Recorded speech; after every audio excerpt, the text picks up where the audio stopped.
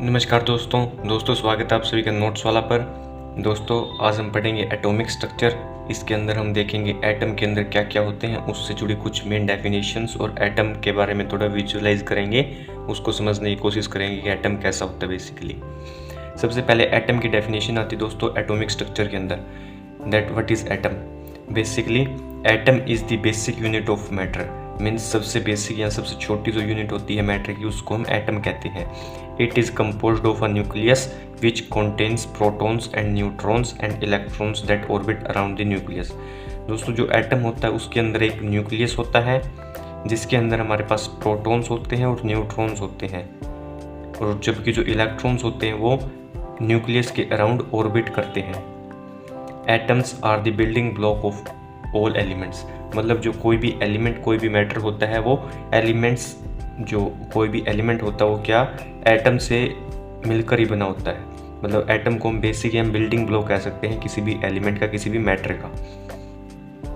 ये देखिए दोस्तों मैं आपको यहाँ पर समझाने की कोशिश करता हूँ। ये हो गया हमारे पास न्यूक्लियस और इसके अराउंड इलेक्ट्रॉन्स रिवॉल्व करते हैं, ये होगी इलेक्ट्रॉन्स। सेकेंड डेफिनेशन है मॉलिक्यूल की। मॉलिक्यूल क्या होता है? It is a group of 2 और मोर एटम्स। हमने पहले पढ़ा एटम क्या होता है। अब हम अगर 2 या 2 से अधिक एटम्स को कंबाइन कर देते हैं एक साथ, तो जो हमारे पास यूनिट या फिर जो एंटिटी बनती है उसको हम कहते हैं molecule. Basically it is a group of 2 और मोर atoms held together by chemical bonds. ये एक दूसरे के साथ एटम जो होते हैं वो केमिकल बॉन्ड्स के साथ एक दूसरे के साथ अटैच्ड या फिर बाउंडेड होते हैं। These atoms can be of this small element, same element और डिफरेंट एलिमेंट। मतलब जो ये एटम होते हैं वो सेम भी हो सकते हैं, डिफरेंट भी हो सकते हैं। जैसे वाटर के अंदर 2 हमारे पास एटम हाइड्रोजन के, एक ऑक्सीजन का है। इसी प्रकार कार्बन डाइऑक्साइड, ये दोनों है मॉलिक्यूल के एग्जाम्पल। अब हम पढ़ेंगे न्यूक्लियस की डेफिनेशन। न्यूक्लियस क्या होता है दोस्तों? The nucleus is the central part of an atom. जो भी हमारे पास कोई भी एटम उसका सेंट्रल पार्ट होता है न्यूक्लियस। ये दोस्तों इसको हम न्यूक्लियस कहेंगे, nucleus. That contains protons and neutrons. ये बात आपको याद रखनी, इसके अंदर प्रोटॉन्स और न्यूट्रॉन्स नाम की 2 चीज़ होती है। इनको भी हम आगे पढ़ेंगे कि ये क्या होते हैं।